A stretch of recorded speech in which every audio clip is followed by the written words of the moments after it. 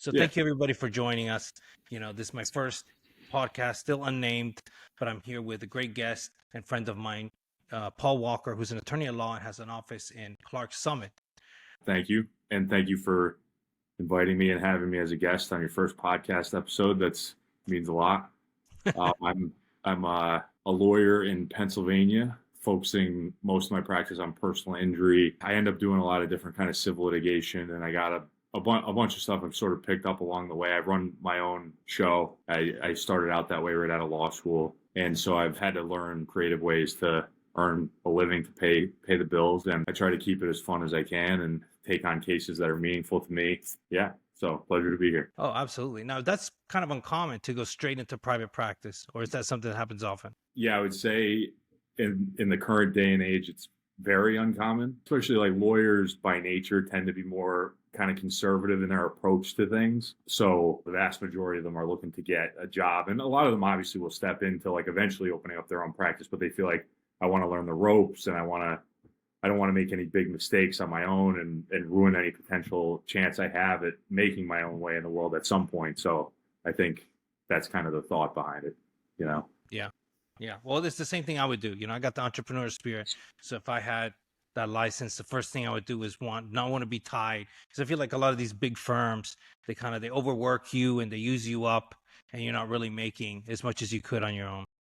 Yeah. I took a job for a summer in law school at, it's a Scranton, Pennsylvania firm, which, so I'm just outside of Scranton, Pennsylvania. Everybody knows the office.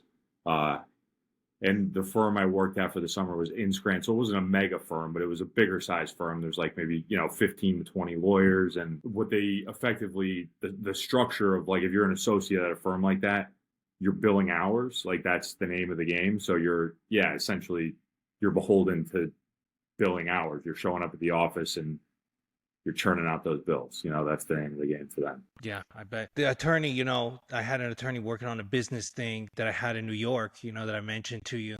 Every time that lady answers an email, I got a $280 bill. Every time. Like she'll forward an email and send me $280. Then the next week she'll be like, hey, I got another email I replied to. Here's another 280. So it adds up quick. Yep, that's the business model that they have, So you mentioned you're in a lot of different fields. Which one do you feel like is the moneymaker? Is it more personal injury, civil? You can look at any branch of the law and find examples of really, really wealthy individuals. And you can also look at just about any field of the law and find really unsuccessful individuals, right? So I think the secret sauce is like any other business. It's like, how good are you at making the thing work for you? So for me, the choice to go in the direction of personal injury was motivated by a storm of different factors. But for me, like you're taking a contingency fee on the cases, which is something as far as like a fee structure goes, it's a lot more, from my perspective, comfortable because you're not every time you're sending an email, then sending your client a bill for $280 or whatever the number is, right? Like you're essentially collecting your fee on the back end of what you were able to get on behalf of the client for the circumstance that they got them, whether it's an injury or. Gotcha. So this is basically people in a car accident or something happens to them and you're going after, say, the insurance company, right? Correct. And so they're not paying anything up front and you kind of have to screen these cases because you can't waste your time on just anybody, right? Because you're not getting paid. Correct. Yep. And most of these, they settle out of court. Is it like a quick turnaround or? Even the ones that settle out of court, which the vast majority of them do, there's not a quick turnaround on the cases. Like I would say the fastest turnaround on a case, like say like your standard car accident, like somebody gets rear-ended, the standard turnaround is a couple of years. The fastest could be 6 months. And that would be 6 months is impressive. Like that means you have a very cooperative adjuster and a client that's willing to accept something pretty reasonable under the circumstances. Because at that phase of like in the beginning phase of like a personal injury case, you end up dealing with insurance adjusters, and that's like your kind of first pass at trying to work something out. And then if you have to file a lawsuit because you can't get sufficient cooperation with an insurance adjuster, then you end up dealing with an attorney that the insurance company hires to represent whoever the defendant is. Oh, wow. Yeah. So in cases, with stuff like that, do you see a lot of like people suing each other? And what extent is like liability, like you're just going about your life? Is there really a lot of these lawsuits? Because I see online every tiny thing that happens, people are like, oh, that's a lawsuit, that's money. But realistically, is it or not? Like, say, let me give you a crazy example. Like, somebody gets hurt on your property. People always talk about homeowners insurance covering this and that. Yeah, starting with like, so they call it, the legal jargon term for this is premises liability. And there are certain standards for different kinds of people. Like if you're a business, that's kind of the highest standard. Like you're supposed to create a very safe environment. If you run a commercial business and you're inviting people to come in to purchase goods that you're selling, or you're providing some Hmm. service or whatever it happens to be. So there's a heightened, it's the highest level of scrutiny as far as safety is concerned. But then you have like, you're in your house right now. And if you invited a friend over, there's a little bit lower of a level of what's expected in terms of safety, right? And then somebody who's an uninvited guest, you can like get kind of crazy with it. And with a case like that, what drives the value of a case is the damages that the person has suffered. So like the more significant an injury is, the more the dollars are going to be on the table. But in conjunction with that, it has to be a recoverable amount of money, right? So if you are in a house that's worth, $100,000 house, it's a relatively inexpensive house that's not well maintained, and they have an insurance policy on it, the limit of insurance could be as little as $100,000 in a case like that, which is a significant amount of money.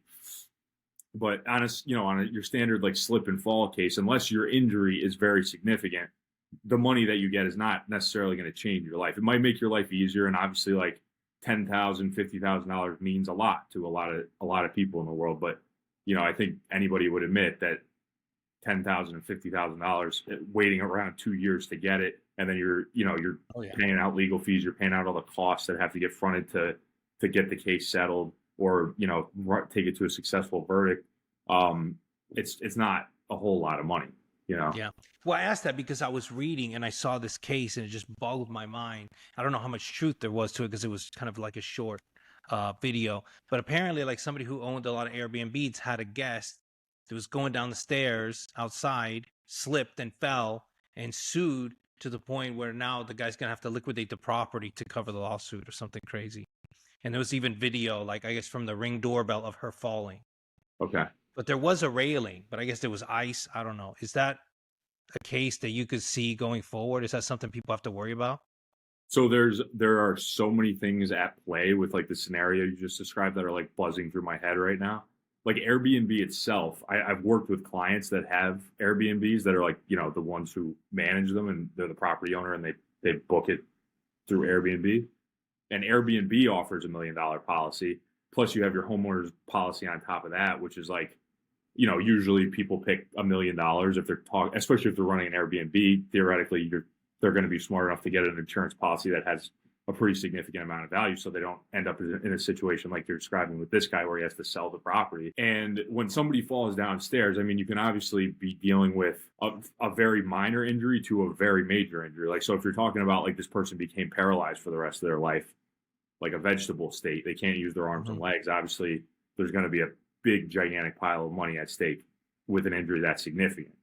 And then down to like, a few bumps and bruises, right? So, and then as far as like the ice is concerned, the standard for the most part, like every standard I've ever read, even in like different states, it's all basically the same. So you go from Pennsylvania to Alabama to Florida, wherever, it's all like there's little nuancy differences, but the bulk of it usually is the same.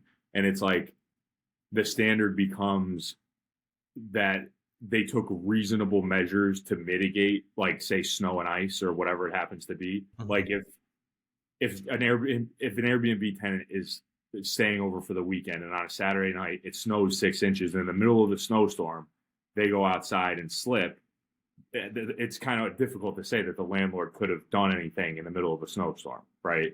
To prevent something. So it's always very fact specific. So when you hear about like very large verdicts that come out, or a really large settlement that came out and on its face seems ridiculous, it's usually because there's some aspect of it that you don't know about that's driving the value in one direction or the other. Because you can also hear about cases where something crazy happens to somebody and they don't get anything, right? And you're going, how is that? How is it possible that the lady with the hot coffee at McDonald's got $3 million, and this guy who got killed got nothing, right?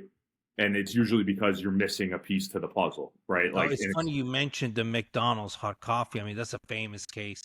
And I think I learned the details of that later because people still talk about it like, I can't believe it. But there's so much to that story. Her, injuries were very severe. The coffee was very hot, and it had been an ongoing problem that McDonald's had been warned about prior, and they just had never done anything about it. Didn't she have like, say, a 3rd or 4th degree burns on her face or arm or something like that? It was pretty nuts. Yeah, she had to get skin grafts, and the lid also, like when she received the coffee from the girl in the drive-thru, right?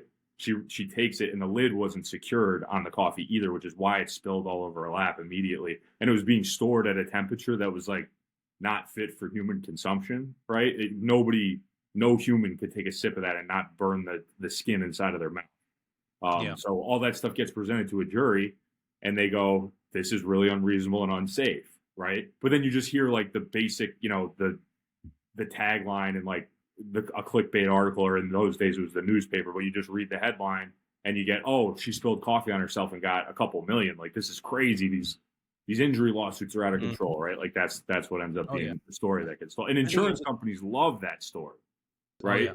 Because that protects their money. Because then people get gun shy about suing, and they're like, I don't want to contribute to this big giant problem of all these lawsuits getting filed across the country. I don't want to be one of those people. So, yeah. Well, I think it reminds me of something you mentioned. That ultimately all these things, when people think about crazy cases, it's going in front of a jury of your peers, of like just people that are in the community. So those are the people that ultimately are making the decisions. So it's not like, oh, well, they're just pulling it out of who knows where. It's based on the facts. And a lot of times we're not necessarily privy to those when we just read a headline, right? 100%.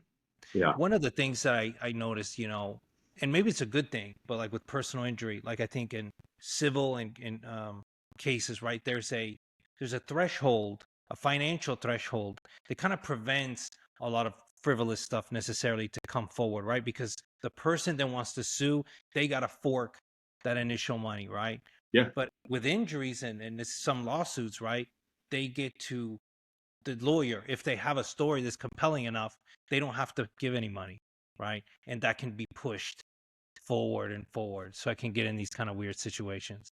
Yeah. And so from the lawyer's perspective, if they're working on a contingency fee and they can see that there's a valuable insurance policy, even if the injuries are really insignificant, they can see that, okay, if there's a $5 million policy, like, the person fell at Walmart, right? Or whatever, like, you can pick any like giant box store place or whatever and like think of a insignificant injury scenario.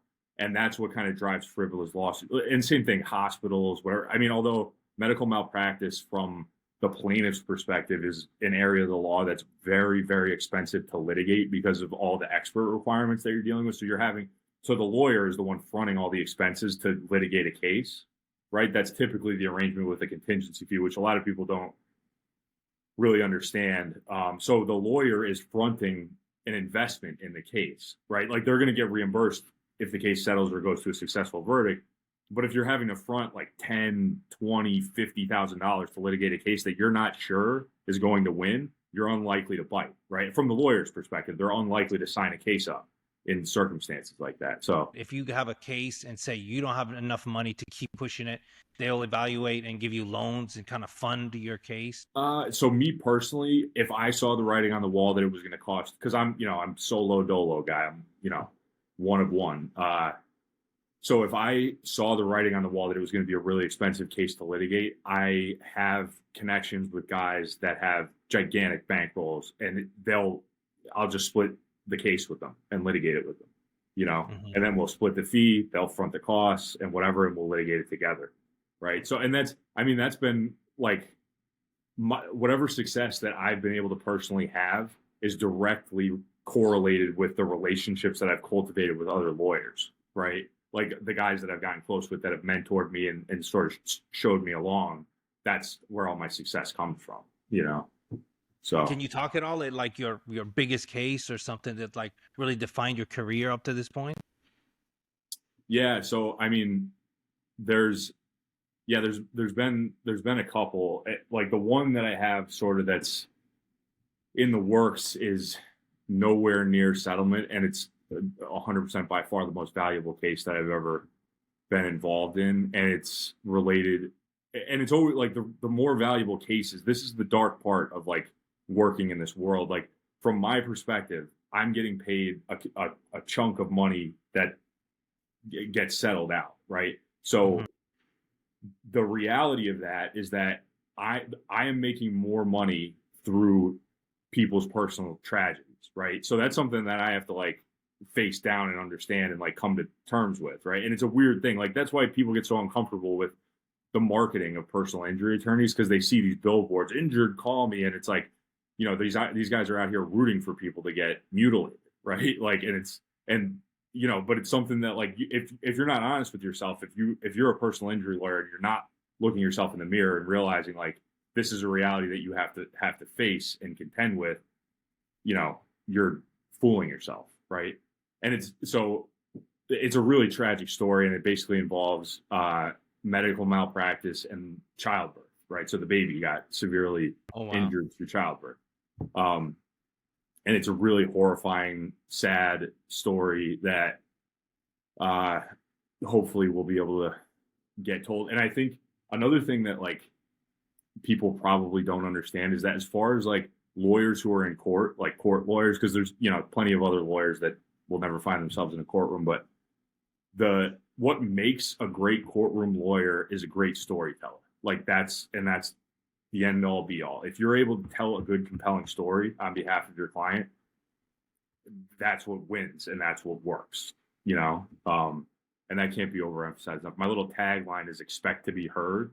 And it runs like into a bunch of different aspects of how I handle a case. Like I want to be able to obviously listen to my client through their communications, but then also be able to tell their story in a way that produces an outcome that they want.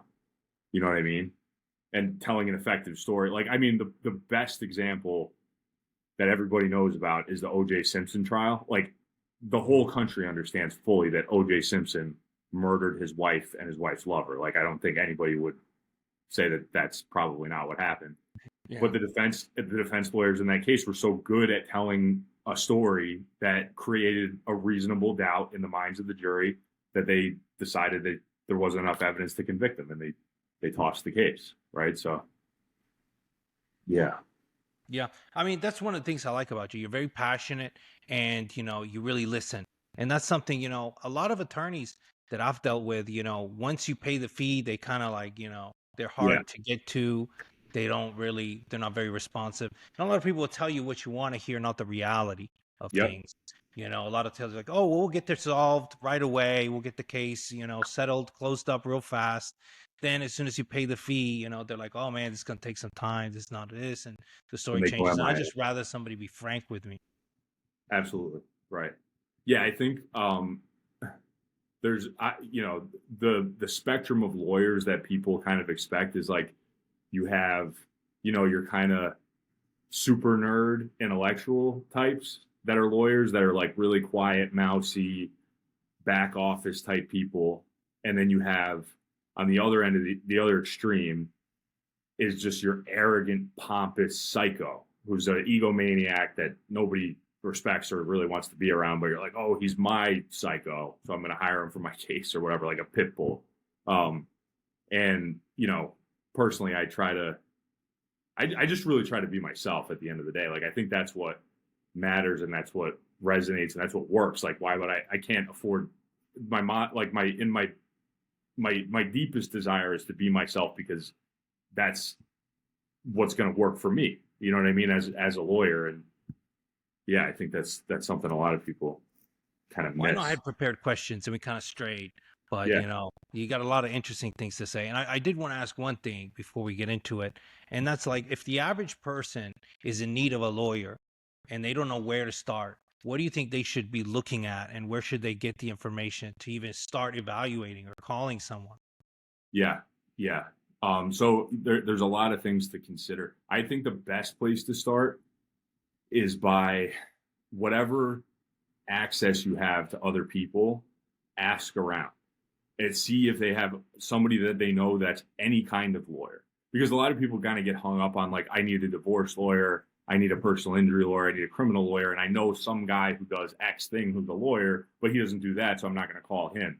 But the truth is that guy probably knows who some good lawyers are to match you up with, right? So I think starting with people you know and establishing a connection, a causal connection with people that you actually know is always the best place to start, just because there's that personal accountability through a chain of people that it creates a certain level of accountability on the part of the lawyer to be responsible. Unfortunately, you don't have that. Say, Yeah. you're new to the area, or you don't have a lot of coworkers or relatives. What would you do? Because like I've been just the type of person that Googles, and unfortunately with Google, until I got in contact with you, I didn't really have a lot of luck, because reviews and all this different stuff, a lot of it feels like it's sponsored content. Oh The yeah. magazines like the Super Lawyers or this or that. Like I don't know how much of that is really like earned or Right. means anything. Yeah. Well, so it's ironic that you bring up the super lawyer thing, and this might annoy some people, but the truth about the super lawyer thing is that is you pay for that. You pay to get on a list, and you have to be a lawyer, but you literally pay them money and you get put on the super lawyer list. It's complete fugazi fake. There's no, and there's a lot of stuff like that, but you're right. It can be very difficult to see through that stuff. And even if you find a lawyer, it's just like any other kind of service job where your first conversation, the person's a good salesman, and they talk and talk and talk, and you feel so good, and they seem so interested, and then you start going, and then all of a sudden they vanish into thin air, and you can't get a hold of them, and you're like, what happened? I thought this guy was on my team, and now I can't get a hold of him anymore. So it is difficult to navigate. Like there's no doubt about it. But I think you should basically just be as careful as you can be and as diligent as you can be, and exhaust every avenue. Yeah. I So, used to work with clients, doing marketing and SEO and stuff. And I know what you mean, because part of me was like always in sales mode and I wanted to get the client. right. But then there was also part of like long-term keeping them and setting expectations. So I realized I'm overselling when I'm closing the deal versus setting expectations that are reasonable. So then they're not disappointed. Mm-hmm. And it's very hard to, put those things together and not separate them, because you're just like in a mode, like I'm just going to sell for now. Yeah. I'll stretch the truth to just get them in. Instead, it's like just better be actually undersell it. So then they're just surprised when you over deliver. Yeah. Yeah. Transparency, I mean, goes a long way. And I mean, yeah, on the other side of that coin is like, obviously, I'm sure like if you're dealing with a service-based business, you run into clients that are just as unreasonable too. So like, some people just are impossible to make happy. And that's something that anybody who's in the service industry is going to learn pretty quickly, Oh, So, yeah. That's why I stopped dealing with clients. I feel it's a lot of bending over. yeah, no doubt. Right. I mean, Right. and still, I still run retail business, if you call it that, and you're still dealing with customers, still customer service, but it's a little bit better because, it's just not someone that I have to talk to on the phone every week or something. But anyway, jump into the questions we had prepared. I know a lot of people probably want to hear this kind of thing, and that's, what are the do's and don'ts of police contact? So say, I'm driving down the street, I'm getting pulled over. And I ask this because a lot of people nowadays are telling you to just not say anything. You got the right to remain silent. And it's just like, of the contact that I've had with police, a lot of times if you're kind and respectful, you can, get out of the situation. When if you're shutting down. So I didn't know, where do you draw the line at being kind and cooperative versus no, I'm not going to answer? Okay. So I can tell you that before, I mean, okay. So before I went to law school, my mindset was more or less the same as what you're describing. And then one of the, you take criminal law your first year in law school, and pretty much every criminal law professor in the country has the same speech about if you have a client that's been arrested, the first thing you tell them is do not say anything to the police. Don't talk to them. Right. And I guess just to say it, it's obvious enough, I think, hopefully for most people, but law enforcement, whether you're talking about a prosecutor's office, police, FBI, at any level, you're talking about people. You're talking about human beings that are doing their job, and their job is to prosecute crime, right? So you want to be kind, obviously, you want to be respectful, and you want to try to show that you're acting in good faith. You don't want to, because you know, whatever. It's like, oh, you're not talking, and you think that might excite the cop and get them thinking that you're guilty. So you want to be able to, right? Like that's kind of the fear that most people have, I think, with just stonewalling somebody is like, well, then they're just going to think I'm guilty, right? Mm-hmm. But it is almost always a better option to not say anything because you don't know what's going to happen. You don't know what direction it's going to go. And especially if you're being accused of something serious. It's one thing if you have a taillight that's out and you get pulled over for it. But if you're being accused of a more serious crime, you should definitely keep your mouth completely shut. Gotcha. So you're getting pulled over. You just comply until what? If cop says, asks you, do you have anything in the car that's illegal or something like that, or it starts leading in a direction, what do? You just say no, or you refuse to speak, or? Yeah, I mean, you have every right. So that cops are trained to ask questions that will get them the next point of access, right? Like they'll even say little things like when they pull you over, like, do you know why I pulled you over? Yeah. Right. So that's a clearly question, like, right? It's a leading question they're prompting you to admit guilt without having to, oh yeah, of course I was going 80 in a 35. Right. So you say that and then they go, boom, I don't have to prove anything else. You admitted that you did it. Right. The first thing would be to not answer that question if they ask you why you're being pulled over. Yeah, you would just say, I'm not sure, officer. Why don't you tell me why I was pulled over? Right. Like you could say something to that effect. And again, being kind and respectful and understanding that you're dealing with a human being that has feelings and emotions just like you do. It's an uncomfortable interaction for the cop as well as you. It's probably more uncomfortable for you because you're not used to it. But for the cop, like every time they pull somebody over, at least once it's going to go through their head, I hope this doesn't turn into a shooting, right? Like that's what the cop's number one fear is, pulling somebody over and it escalating into some insane, tragic event, right? Over like a tail light or something that seems innocuous, because stuff like that does happen to cops. So you have to understand how vulnerable they feel on top of like how you feel, right? Mm-hmm. Just from like a human perspective, like not even from the point of view of like trying to make excuses for cops, but just understand that you're talking to a human being on the other side of the door, right? Yeah. Well, that that human being can also, because it's a human being, can be acting, not necessarily in good faith, or he could be having a bad day, or he can perceive that you had an attitude when you didn't have an attitude. 100%. Or he can perceive that maybe there's something going on when maybe there's not something going on. So I actually have a good story about police interaction gone wrong.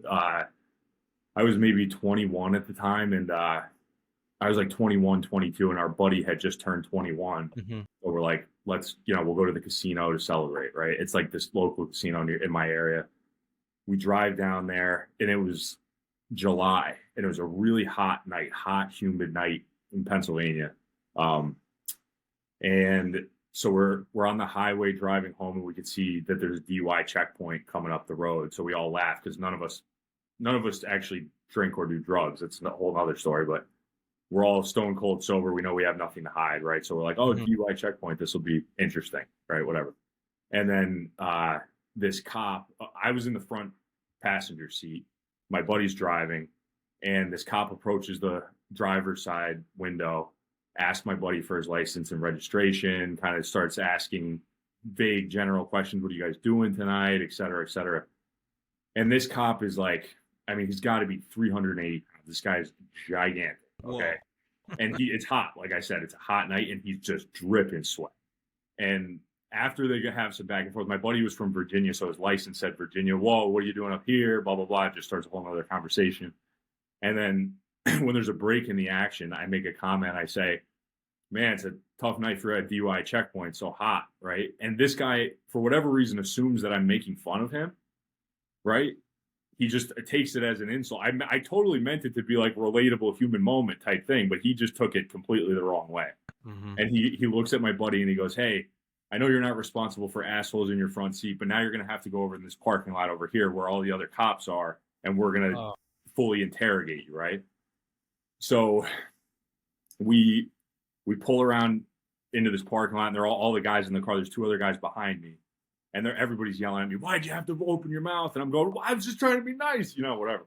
And so we pull in, and the cop who told us to go into the parking lot is kind of walking down this knoll, and our buddy who's in the back seat, he's like a gun guy. He loves guns. He's always got a gun on him, and he has a gun in his backpack, right? And he's asking all of us, like, should I tell this cop about the gun? Like, I don't know what the right thing to do is here, right? So, and we were all kind of just like, just relax, like, don't do any, just relax, you know what I mean? So the cop gets within maybe like 20 feet of the car, and this kid is sitting right behind the driver, the kid with the gun. He rolls the window down, and he yells out the window, "Officer, I have a gun in my backpack. I want you to know it's legal," right? So every cop goes, this guy goes, "They got a gun!" And every cop in the parking lot surrounds the car, and they draw their guns on us, like they all go into full high alert mode, obviously. And I have this like roided out cop at my window, and everybody's got a cop with a gun pointed at their head at every window. And I have my hands up like this, I have my seatbelt on and whatever. And he's like waving the gun in my face, and veins bulging, screaming at me. And he's going, "Open the door from the outside, open the door from the outside." So I'm like, I got to unbuckle my seatbelt. And he's like, "Unbuckle it." So I go with this hand. He's like, "Use your other hand." He's screaming at me, and they do this whole dog and pony show. They knock us down. They search us. I have never seen a car search so thorough in my entire life. They cuff us all. They put us all on the sidewalk. They're all reading us the riot act, talking about how irresponsible and crazy we all are. Like we're all just astounded at what has transpired, because we didn't do literally anything wrong. It was just wrong place, wrong time, and miscommunication, right? But at some point I start to get agitated, and so does my other buddy. My other buddy starts laughing in one of the cops' faces, because he's like, "You guys are psychos. Like, you're just you overreacted, and now you know it, and you're trying to make it seem like you didn't do anything wrong," and da da da. And so the cop that he laughs at says, "You're under arrest for disorderly conduct," and throws him in the back of the cop car. So he's in the back of the cop car, and we're all just rolling our eyes and whatever. But then they realize that they don't have anything on us, so they start to uncuff us, right? And then, so I'm annoyed to the point where I start kind of going around to each cop and being like, I have my phone out, and I'm not actually going to do anything, but I just kind of want to like get under their skin. So I'm asking them like, "What's your name and badge number?" And I'm like writing it in my notes in my phone and whatever. And then as I'm doing that, one of the cops that I do it to goes over to my gun nut buddy and starts going, "Look, like, I know you guys didn't do anything wrong really, and this was a little bit of a misunderstanding, but if you guys mess with us, like, we're going to come after your gun licenses." And they start threatening that they're going to take away. And this guy's a gun nut. Like, he immediately kind of panics, right? And he comes up to me, "You got to stop asking them questions." And I'm like, "They're blood. What are they going to do?" Whatever. But I mean, there's a police interaction gone wrong, and it was before I went to law school, before I became a lawyer, but it can escalate. It can escalate really quickly over dumb stuff. And that's just a reality that everybody has to face if you're a citizen in the United States of America, or really anywhere in the world, but especially here, because there's so many people that have guns, and cops are so nervous about it. You know what I mean? oh yeah. Yeah. The UI checkpoints are a weird thing. I just never understood them, that they can somehow arbitrarily stop everybody that's coming down the street. Some people say, they should be unconstitutional, or maybe they are unconstitutional, but they still do them. Oh yeah, they do them. Yeah. Yeah. Fortunately, I've never gotten stuck in one. So I've had a few. You had a few? Yeah. Yeah. Yeah. I mean, I've never had a DUI, never drunk and drive. So that's one of the few things I guess I've never gotten in trouble for. Well, I mean, I've had a few DUI checkpoints that I've gone through. I have not had a few DUIs. I've never gotten a DUI. Oh yeah. I mean, I've never had a DUI checkpoint, nor have I ever gotten stopped. But Actually, it's funny because I've never even gotten a speeding ticket. Oh wow. There's just something about me and driving that I've never been like someone who likes to accelerate or do dumb shit behind the wheel. I've just always been conservative when it comes to that kind of stuff. So that's not a bad thing. Hey, so far so good. Now the wife does all the driving, so I don't even have to worry about it. Yeah. So we talked about getting pulled over. I guess another question I had was when they're trying to search your car, right? and they tell you that if you agree to it, they're just going to check, it's no problem. But if you Right. say no, they said, well, we'll get the dog out.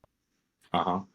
And then apparently this dog supposedly, always has an alert, and that alert gives them the authority to search your car. But it seems like a lot of these dogs, they can alert either way. Like, it's very ambiguous, this alert system. So do you kind of have to accept the fact that if you're pulled over and a cop is set on searching your vehicle, it's probably going to happen?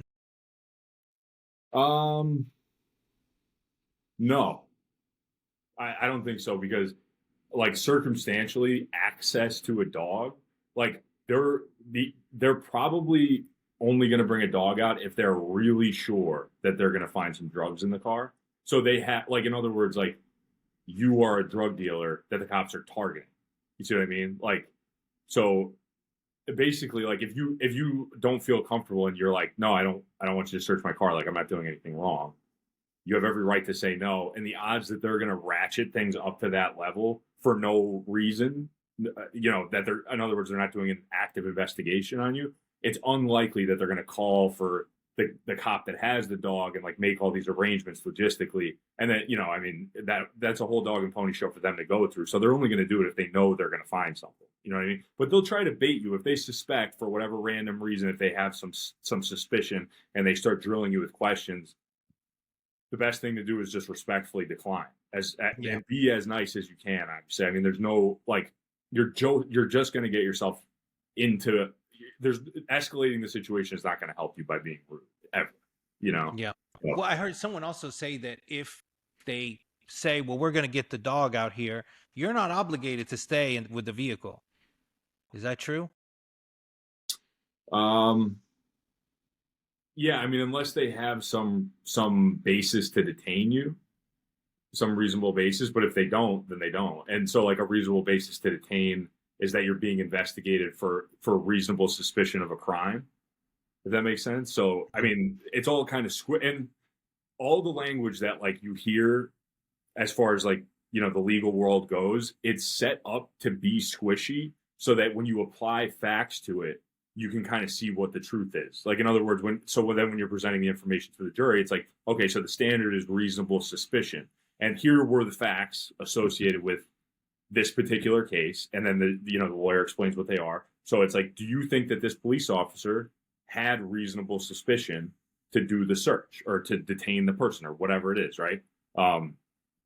So that's the reason that all this stuff is so squishy. It's ultimately, like, kind of a good thing, assuming that you have competent counsel that's Yeah. dealing with it.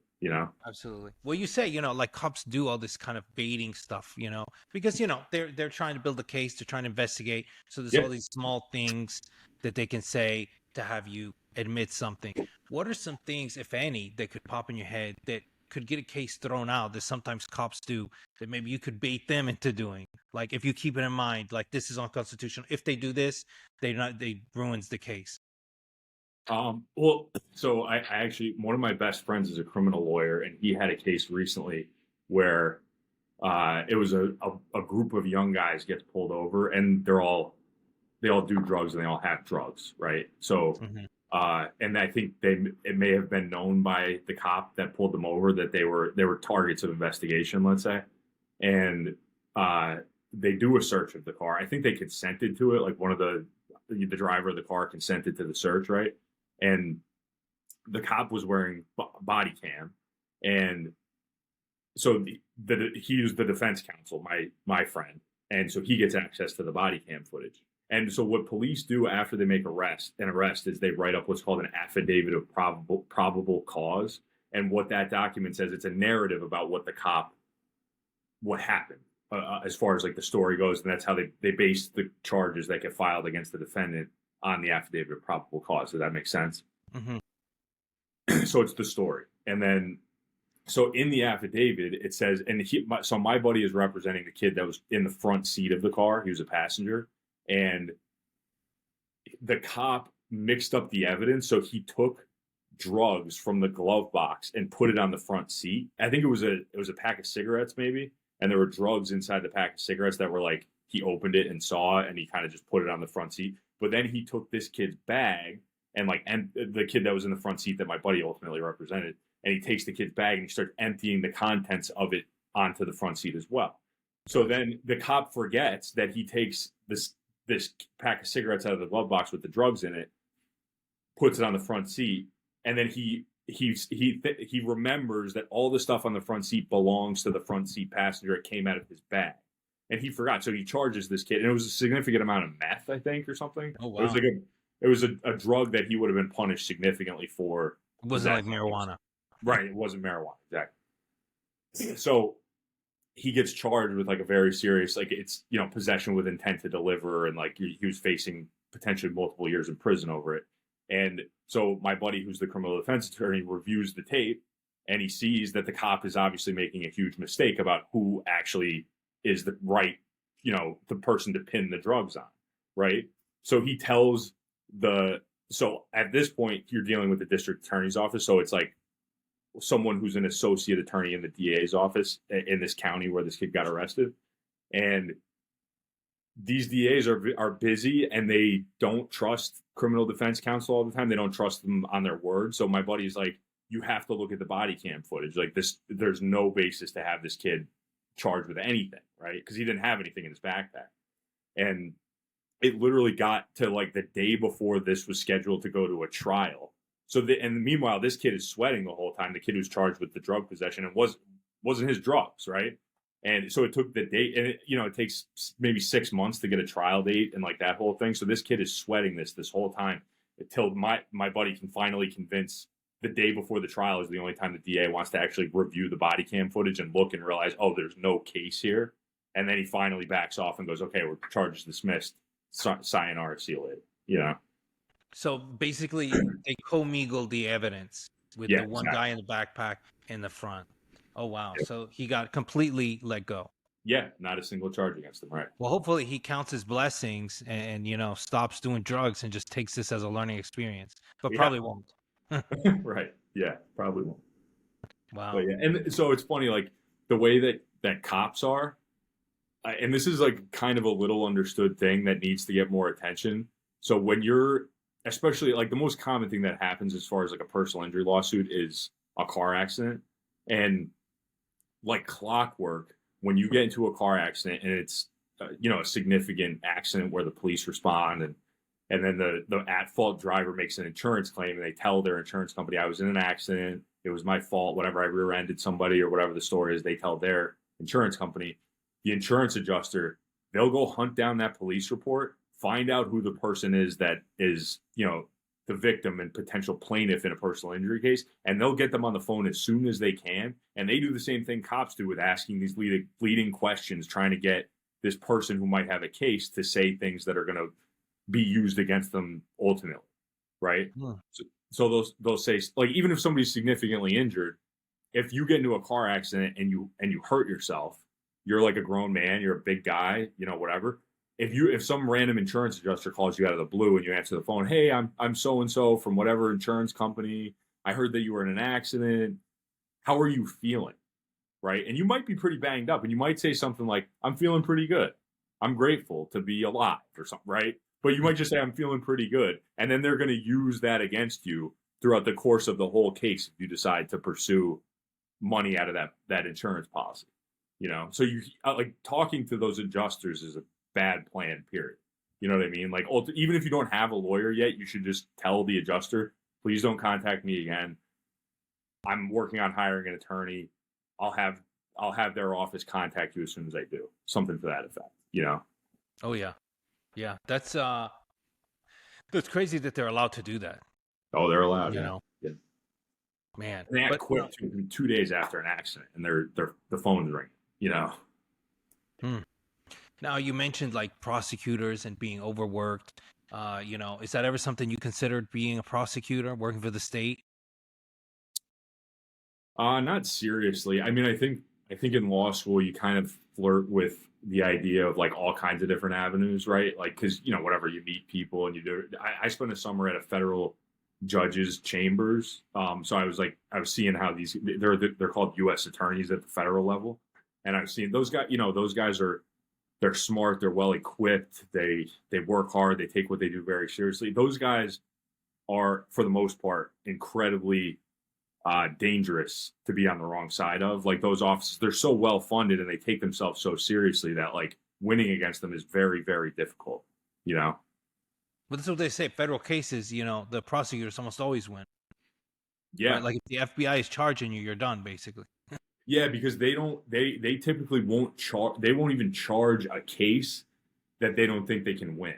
So that's part of it too. Like they don't mess around with stuff like, so your average like county DA's office, like they're kind of they're in a different position than the federal government. Like they have to charge, weaker crimes that they don't have as much evidence for because, crazy stuff happens that implicates state law more often than it implicates federal law. So, at the federal level, they'll just ignore bad cases and not prosecute them because it makes them look weak when they lose, and they don't want to look weak. They want to look strong.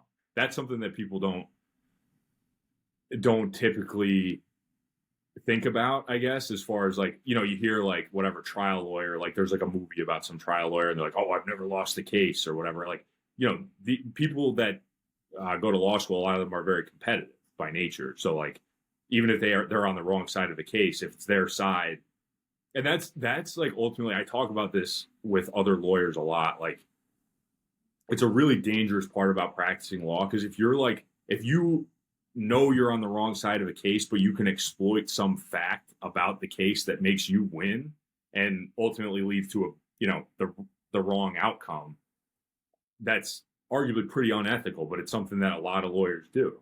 I mean, that's just the reality. So like when you see a federal case, be brought forward, there might be 10 other that they just said, we're not going to even do that. Oh yeah. Yeah. Yeah. There's a selection process, even at the county level.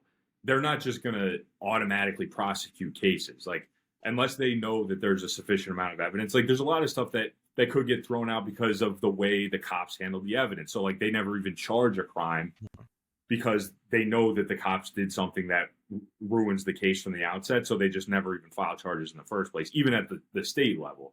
So it happens all the time. Here's a good question for you. In your opinion, I've heard, that the vast majority of cases get settled, right, before they go to trial, especially like criminal cases. If somehow, let's say just tomorrow, nobody started taking plea bargains, how many do you think of those cases would then not even make it to trial? Yeah, a lot. It would cause that'd be similar to like the idea of a bank run, right? Like it would cause the whole system to just like totally seize and like cease to function. Yeah, we wouldn't have the resources to have all those people in court.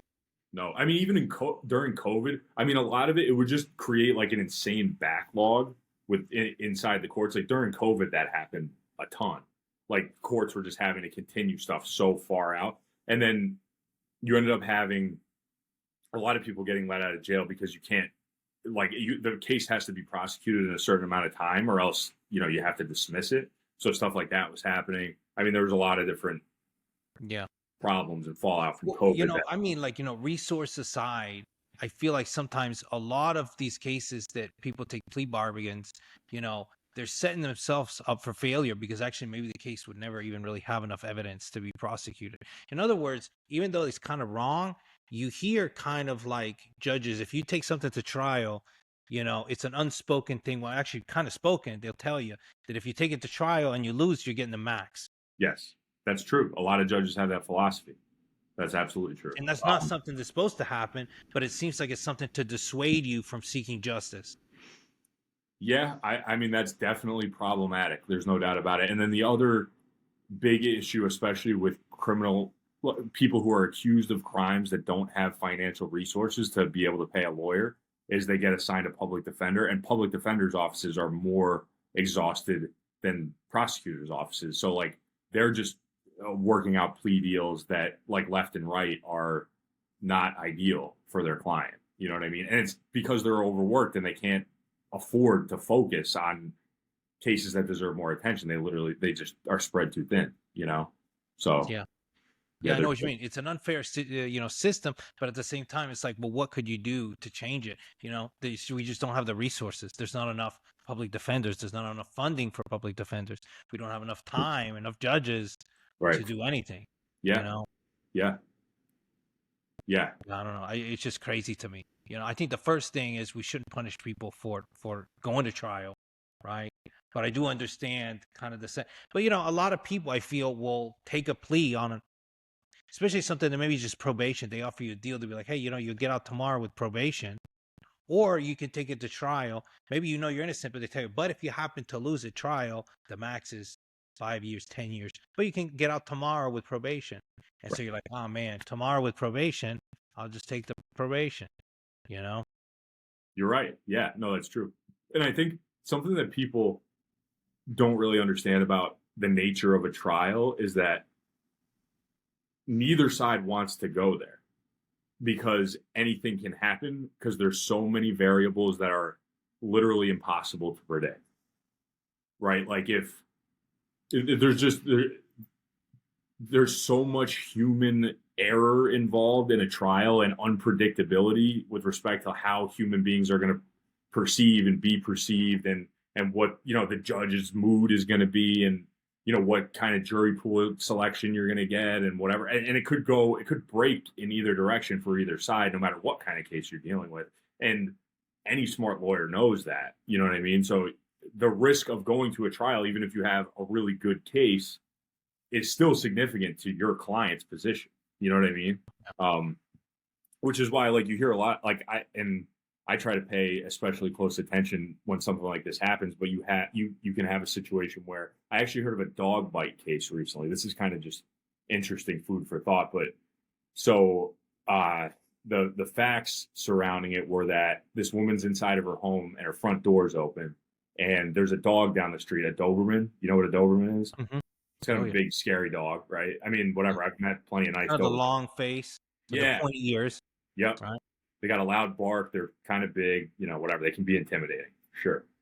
So this Doberman that lives up the street gets loose and runs into this woman's house, right? And I don't know, the stairs behind you looks like there might be a banister up there that runs along. So she was up on the edge of the banister when the dog ran in. It ran up the stairs and scared her to the point where she fell over the banister and got really seriously injured, right?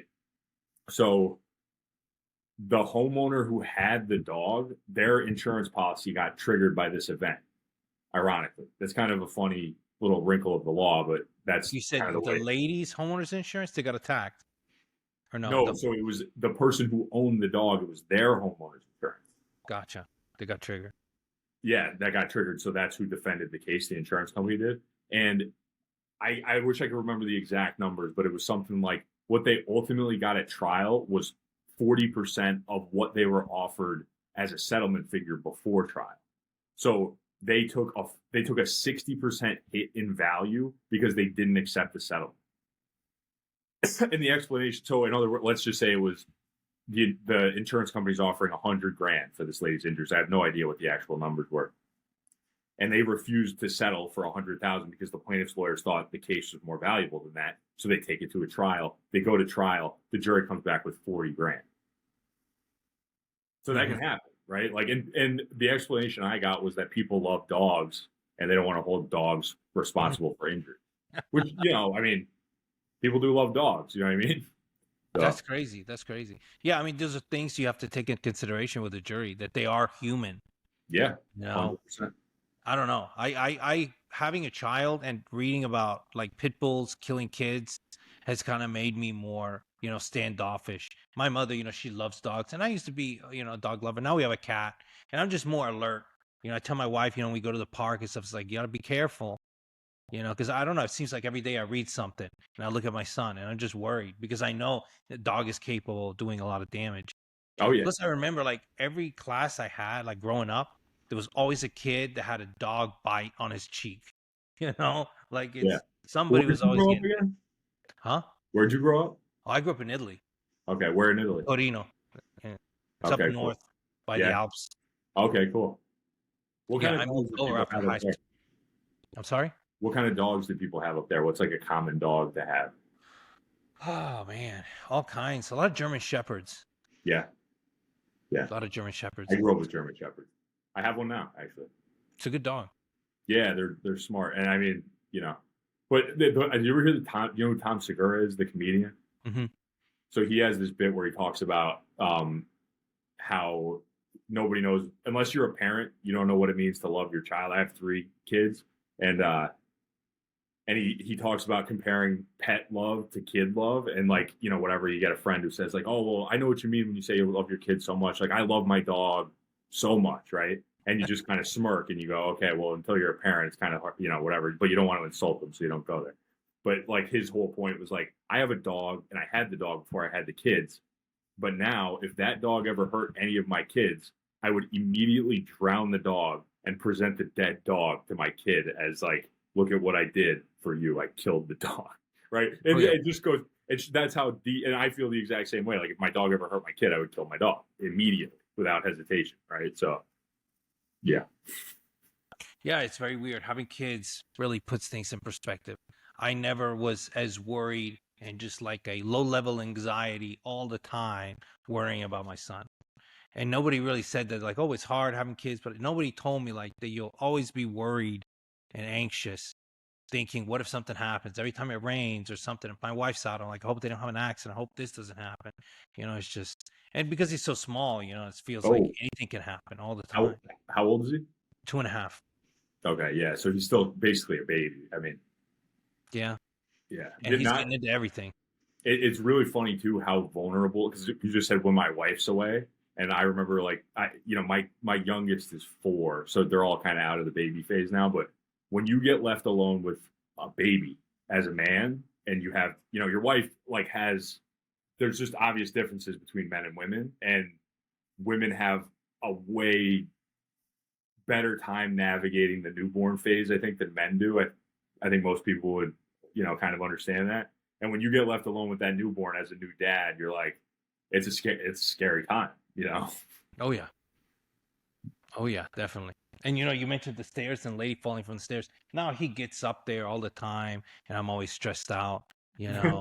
But Right, now and then I hear him come down, and then I hear just a tumble, and I'm like, oh, my God. right, You right. know, Especially at 2, they're flopping around all over the place, you yeah. know? And because when you go downstairs, there's like a little gate, but on the upstairs, there's not. And so we're just kind of dealing with it for now. Yeah, But yeah.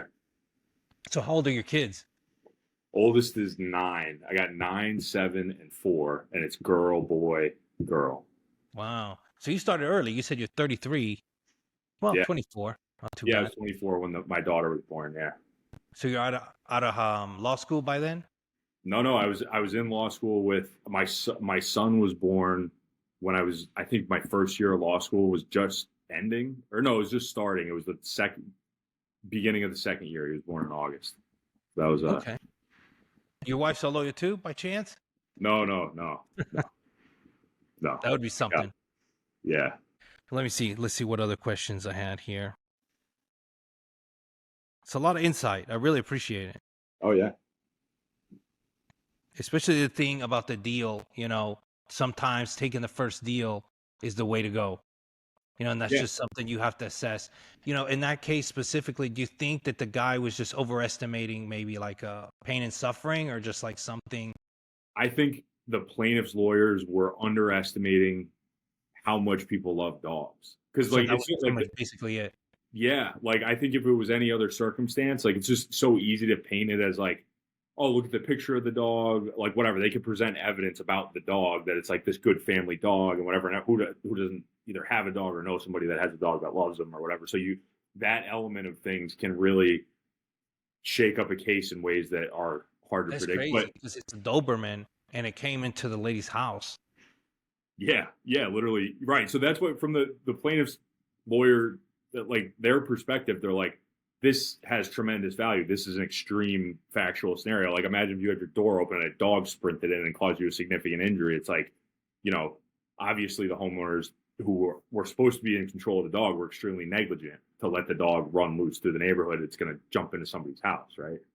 But the other reality is that like people understand that like dogs are kind of, they're animals, and they're going to, like, if you could just for 1 second leave your door open, your dog could sprint out of it. So I'm sure the defense lawyer was talking about that aspect of it too, right? Like, how can you possibly have, you know, this is an animal and of course it's trained and whatever, and they take all these reasonable precautions. It was just this one time, this freak accident. Like, how can you say that these people are really to blame under these circumstances, right? Oh yeah. Well, I made a video one time about the neighbors' dogs. They come over here all the time and they just poop in my front yard because I guess they just like to open the door and I said how shocked I was in a neighborhood like this. There's just these dogs roaming around, and they go poop and then they go back in. Right. And it seems kind of, cut and dry. Like people would react and say, "Oh yeah, well, that's not fair. You should grab the poops and then bring it back over there and say, here, your dog pooped." But there was people commenting, hating on me. Like, what's your problem? Why don't you like dogs? And it's just like quite a few. And I'm just like, what do you mean? Yeah, They're people love off dogs, leash, man. Yeah, people pooping in love my them. yard, so I got to go clean it up. I don't even have dogs, and that's reasonable. But to some people, it's like you said, it's not. It's an emotional reaction. 100%. 100%. People love dogs. Yeah. Oh yeah. And my mother, it's funny you mentioned that people answer, "Oh, when you talk about kids and they say dogs." My mother does the same thing all the time. I talk about my son. She's like, "Oh yeah, my dog, did My the dad same does that thing." too. My dad does the same thing. He's like, "This is my son." Oh yeah. My son now that lives with me still. Let's see. So did you hear about this Panera case? Is that the one with caffeine? The charged lemonade. Yeah, so this case has a wow factor that has everybody sort of like shocked and talking about it and the merits of it, and is it frivolous, is it real, whatever. And I took like a pretty decent look at it, and there's two cases now, and that's why it's getting even more attention, because there's a second instance of a lawsuit getting filed against them. So now there's been 2 deaths. People died literally. So like obviously that's about as bad as it could possibly get. You had a guy in Florida and a girl in Pennsylvania. And ironically, I actually purchased this charged lemonade from a Panera Bread like way before these lawsuits happened. And I remember my reaction was like, it said that there was caffeine in them, but like the way that it was displayed, it's like, you serve yourself your drink at Panera. I'm sure you've been at Panera, right? Mm-hmm. Oh yeah. And it's like self-serve drinks, and you have like your standard like soda fountain options, and then to the right of there was all these teas. And typically like a tea, you expect some amount of caffeine in them, but usually a very minimal amount that like you wouldn't even notice for most people. Like, your average person probably drinks coffee or whatever. But this charged lemonade, I remember the other interesting part about it was like, it was so sweet. Like any energy drink I've ever had, it has a certain kind of like bitter taste to it that makes you not want to chug it. Does that make sense?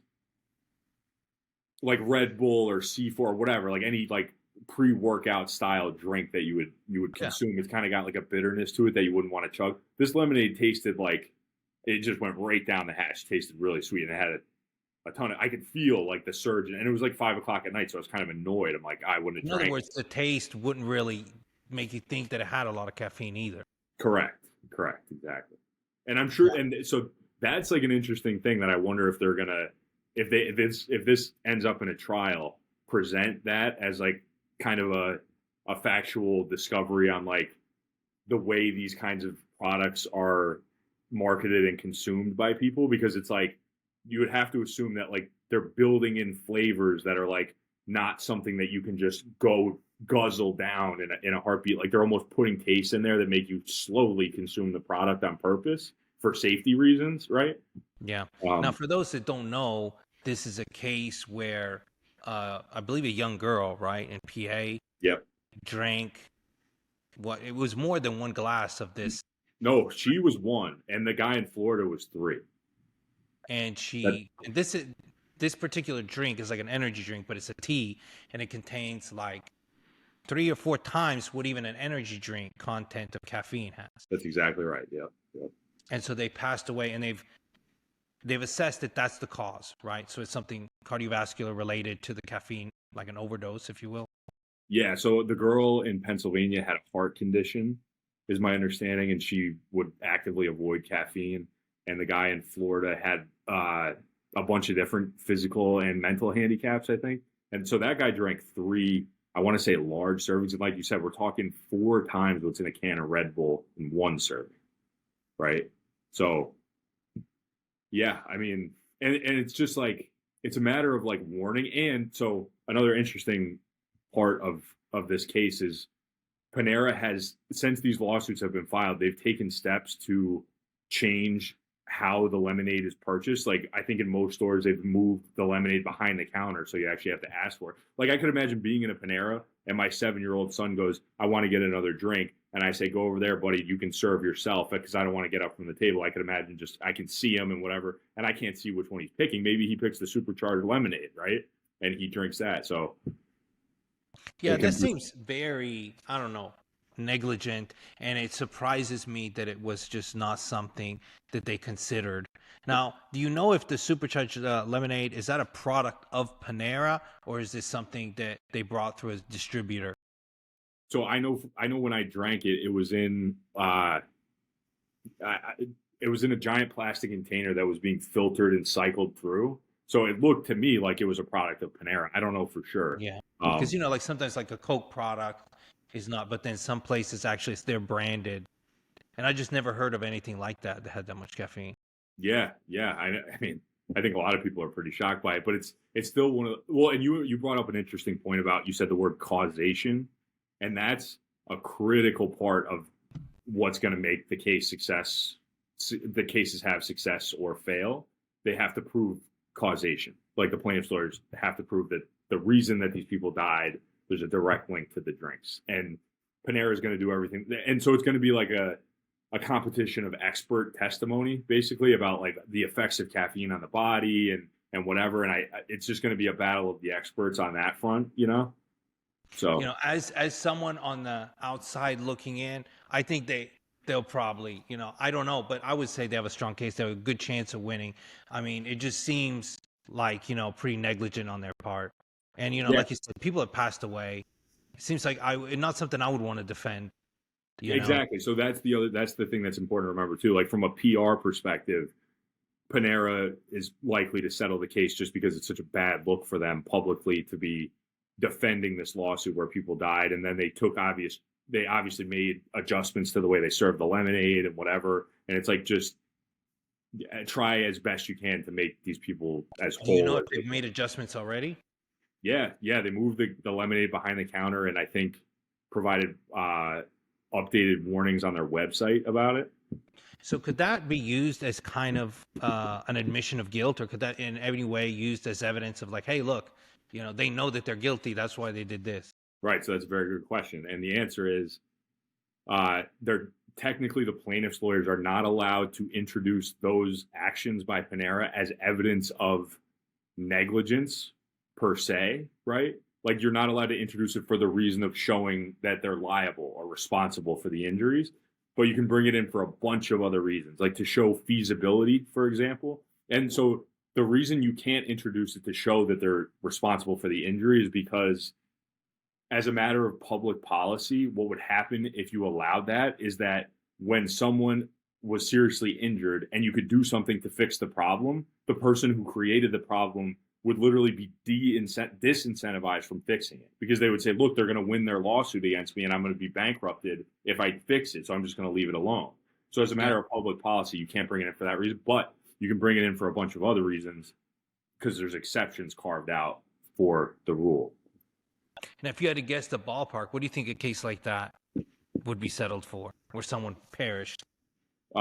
So this gets kind of dark too. It's a dark conversation, and because the biggest damage numbers in a personal injury case, are the medical bills usually and the lost wages. If you're talking about somebody dying, obviously there's no medical bills, but like then you start to go, you talk to actuaries and you say, like, what is this person's life? They lived in this particular area, they worked in this particular field, and you can assign a dollar value to what this person was likely to earn, say.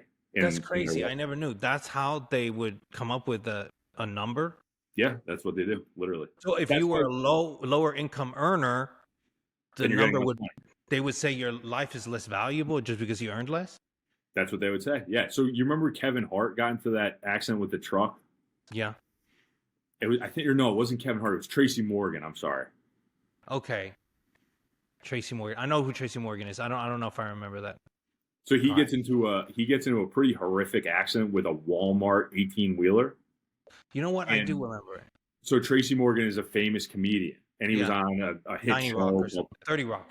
30 Rock, exactly right. He's on this hit show, and he's like a big stand-up guy, whatever. He's a Hollywood guy, so his earning potential is ridiculous, right? So a guy like him gets into this accident with a Walmart truck. He's out of work for a couple of years because he's banged up. He gets whatever. Like, I forget what he settled for, but it was many millions of dollars. If it was like somebody who, earned some minimum wage job, their case, as far as like that negotiation is concerned, is a lot less valuable. It's a weird thing. But so what, like, if you're looking to like if you are dealing with a personal injury case, like, you want to talk to a lawyer because the other aspect of this, the damages, like, so you have, your earning potential, say, for the time that you're injured or for your life if you passed away. But then the other thing is non-economic damages. So, like, say, for example, if you're paralyzed and you were an avid hiker, or you were like into mountain climbing, or you loved the gym or gardening or whatever, assigning a value to the love that you have for a hobby, or like your ability to like make love to your spouse, or like whatever, have a relationship, be able to play catch with your kid, like all these things, all those things, you can put, it's really weird and squishy, but like ultimately that's what your lawyer should be pointing out, that all that stuff, you have to assign some kind of value to it. You know what I mean? And if you have a lawyer that's not taking those things into consideration, find a new one. You know what I mean? So sometimes having someone who is alive can almost bring a higher value than someone who passed, unfortunately, in the sense that they're there and there's all those values that you can assess. Yeah, I mean, it really depends on the facts of the case. Like, it really does, in a lot of ways. And it's such a bizarre thing to talk about, right? Because assigning, because like nobody, and I actually said this in like one of my YouTube videos, like, assigning like a value on your ability to walk is not something, it's not a game anybody wants to have to play. You know what I mean? Well, I always thought it wasn't really about the value, the person's working life, but more of a statement and punishment for the company. So this is what you have to pay as a symbol of you did this wrong. So depending on the value of the company, the settlement would be commensurate with that, so that's kind of, and maybe in some cases it's like that, and I just thought it was always that way. No, it could be for sure. I guess I'm thinking, Aaron Brockovich or something, Yeah, right. Yeah, so it depends to a certain degree, like who you're negotiating with. Like, if you're negotiating with an insurance company, or like, say, like a really wealthy person who like caused like a huge problem for somebody or whatever, like, so if you're looking at, and that you bring up like punitive damages sort of, and that's like a whole separate thing. And punitive damages literally means like you are being punished monetarily for your behavior. Like, that's what that means. And it's not as common as you think. It comes in certain kinds of cases, but in your standard negligence case, punitive damages are not a part of the pie. Basically, it's up to the plaintiff to prove, like, what did I lose, right, as a result of the negligence. Like, somebody was looking at their phone, texting and driving, or they ran a stop sign or whatever it is, and then they caused this person significant harm, or a doctor, botches a delivery of a baby, whatever it there's a million examples, but what did this person lose? But so that actually, this is like maybe the most interesting case I've ever personally heard of, because it shows kind of like the shadowy parts of the insurance industry and how like they can do some really gnarly stuff. It's a newer case, and it's going to be really interesting to see how it turns out. That was filed in Kansas. Or no, I'm sorry, it was Iowa.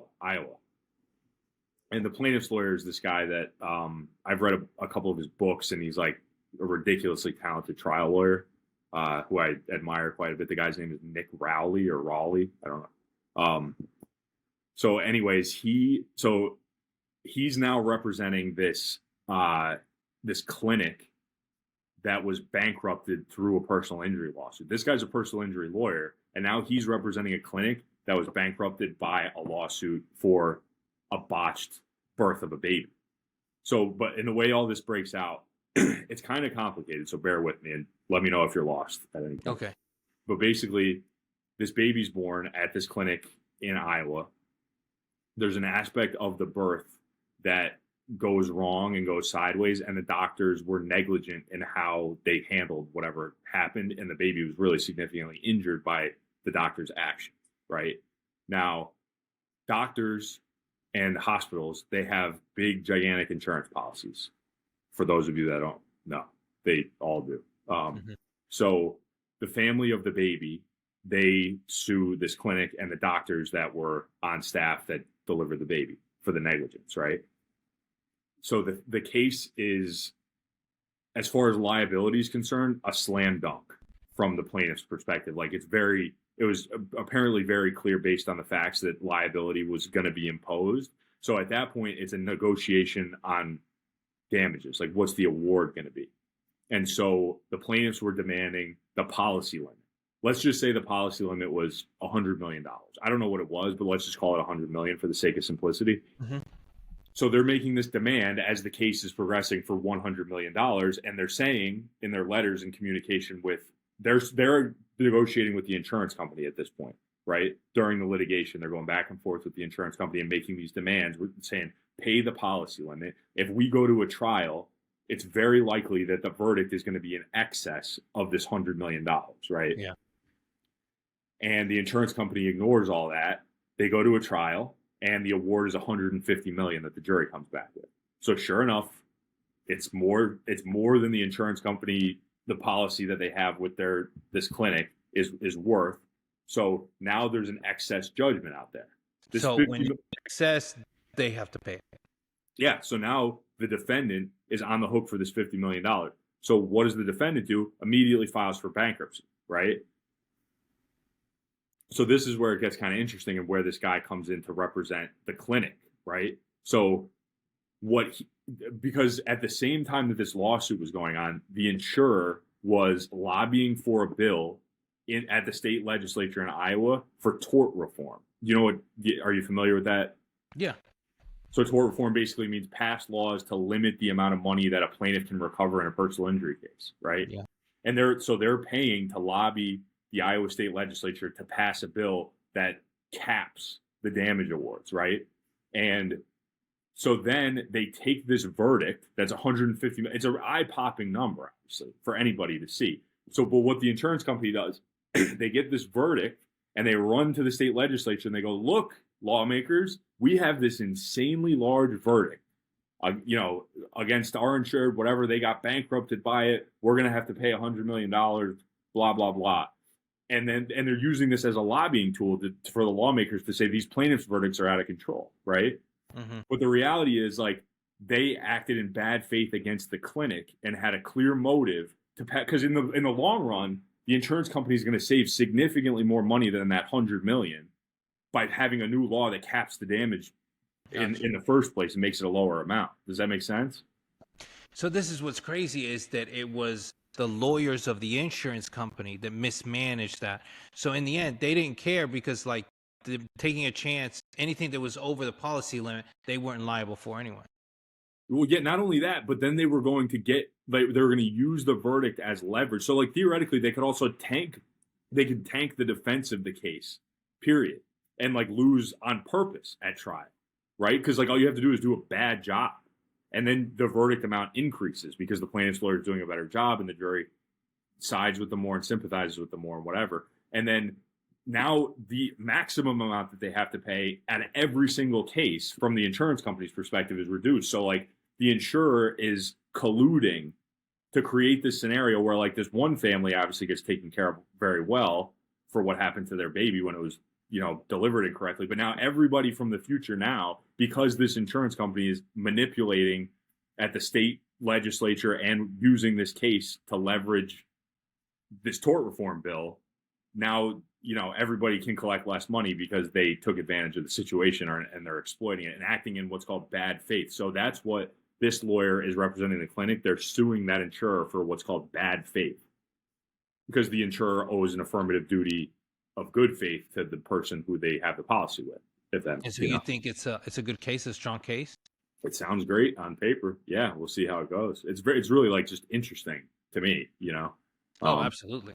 Well, we also had spoken about that, about, kind of the difference between people assume that the the lawyer that represents the insurance company is their lawyer and has their best interest at heart.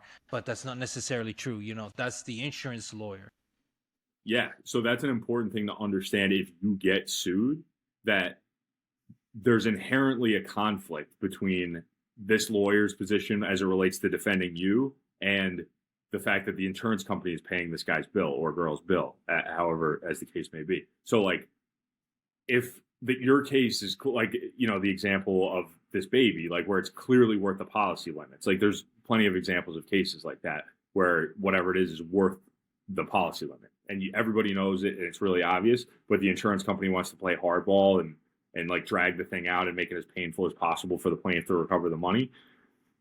The guy who is the lawyer that's communicating with the person who's actually responsible, and they have a contract that, of insurance, whatever, and that insurance company owes a duty, but they also want to save as much money as they can. And if exposing someone to an excess judgment is something that they feel like is worth doing for whatever reason they decide, they could. You know what I mean? So it's important to, like, if you're getting sued, it's important to understand that triangle situation of the lawyer that's supposed to be representing you and the nature of their relationship with the insurance company, because that's who's paying their bill. Ladies and gentlemen, if you made it this far, thank you. This was a great interview. I very much enjoyed. Paul Walker is kind of, I guess, my general counsel, someone I go to periodically, someone I trust.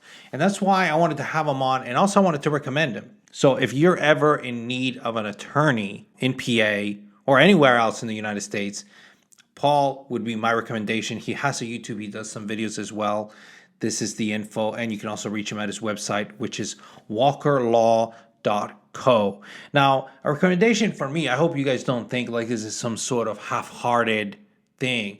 Really, I've hired a lot of attorneys in my life, and Paul is by far someone who, I don't know, is just very responsive, someone I trust, and he finds creative ways to get things done that other people don't. A lot of people are not going to put in the type of brain power and effort on your case to get something done. They're just going to give cookie cutter solutions and just get you out the door. And that's not what my experience has been with Paul. So I highly recommend them. And hopefully you guys will watch the video. If you have questions, leave comments at the bottom, and maybe I'll have him on a second time and we can answer some of those questions. So thank you guys for watching. As always, buy red and sell green.